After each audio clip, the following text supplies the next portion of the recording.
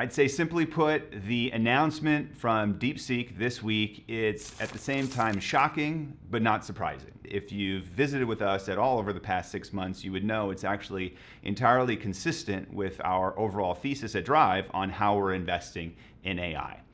All right, so let's unpack what I mean by that.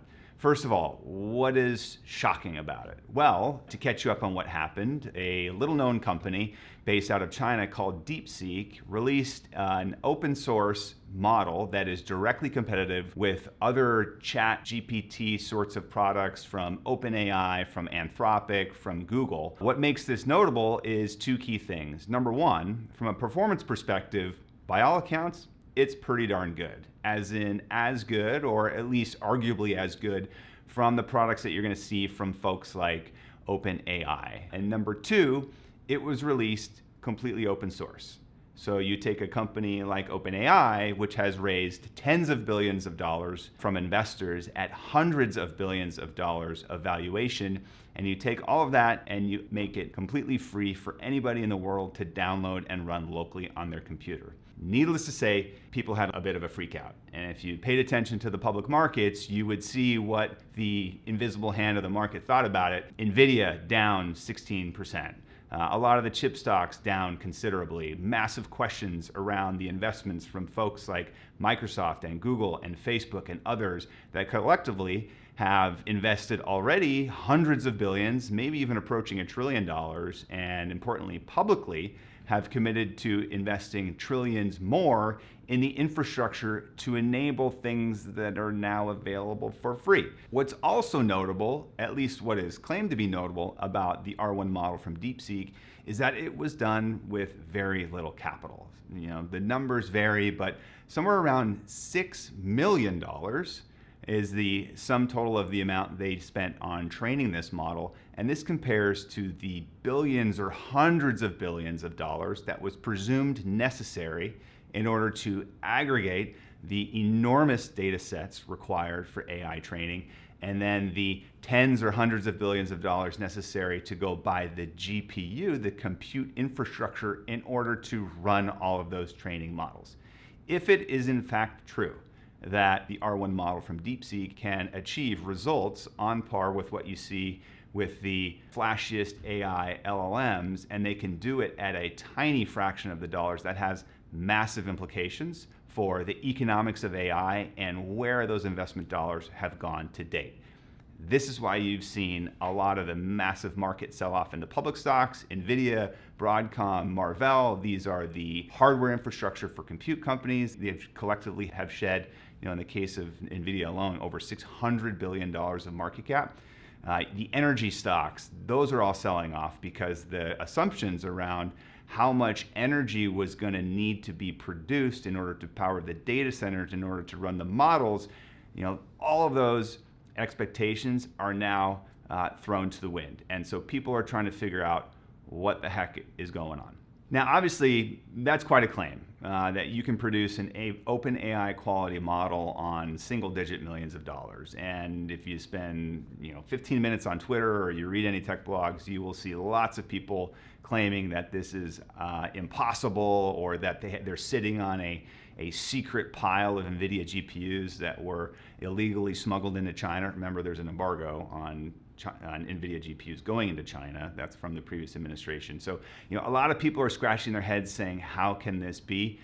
Frankly, I don't think it matters. I think directionally, it's accurate, right? Things are very expensive. They're going to get more inexpensive over time.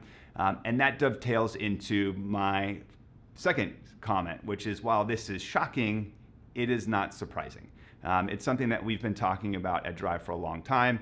It is the story arc of technological discovery across human history, and is frankly something that we've been saying. A lot of the invention that underlies the chat GPT sort of interfaces, it amounts to mathematics. And while it is nothing short of remarkable what scientists have been able to do to invent the infrastructure to allow for large language models to exist, knowledge, or human knowledge, has this funny quality, which is it tends to get out, right? It is really hard to keep secrets. And while discoveries can be completely monumental, the fact that people now know it is really hard to defend. And if you think about it, scientific discoveries, this is something that you, me, our children, we all learn about in school and has happened continually over the course of time.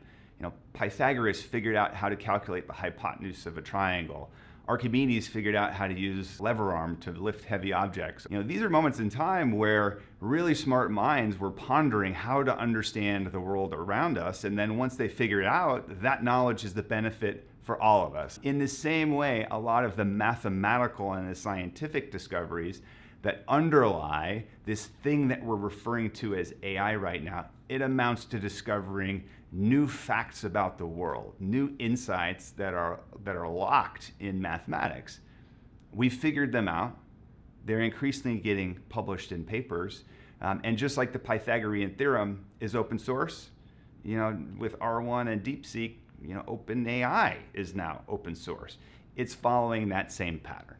So at Drive, the way we've been investing in AI is to stay away from the model layer of the market, because we thought, given the benefit of time, the competitive advantages would invariably erode, that open source would become as good or better than any one company could produce on their own, and we would instead rather invest in the companies that are either beneficiaries of this onward march of human knowledge, or the picks and shovels, the infrastructure to enable these models to exist in the first place. This is what underlies our investment in Vast, for example. You can have any model you want, but what we can know pretty darn for sure is that the internet and humankind is going to produce more and more data that needs to get stored somewhere, and increasingly that data is stored in products produced by Vast.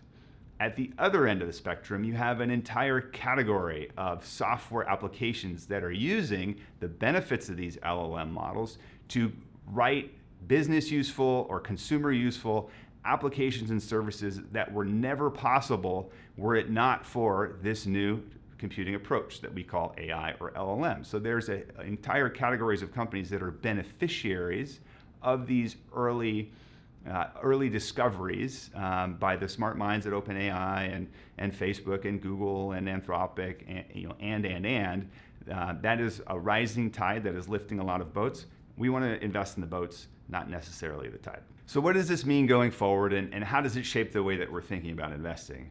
I think this is likely the first time, but certainly not the last time, that open source is going to leapfrog the things that are available through the closed ecosystems. It's kind of just the way it's going to go. And so OpenAI is going to announce their next model. I'm sure it'll be better than R1, and then Anthropic, and then Google, and then Facebook. But over time, the methods that underlie all of these models will be codified in this open source public knowledge that we just call human understanding. And increasingly, the open source models that are available for free are going to become commonplace. And the value, in our view, at least from an investment perspective, is going to accrue at the application layer, those companies and products that are able to take advantage of this onward march of human knowledge, as well as the infrastructure that makes it go.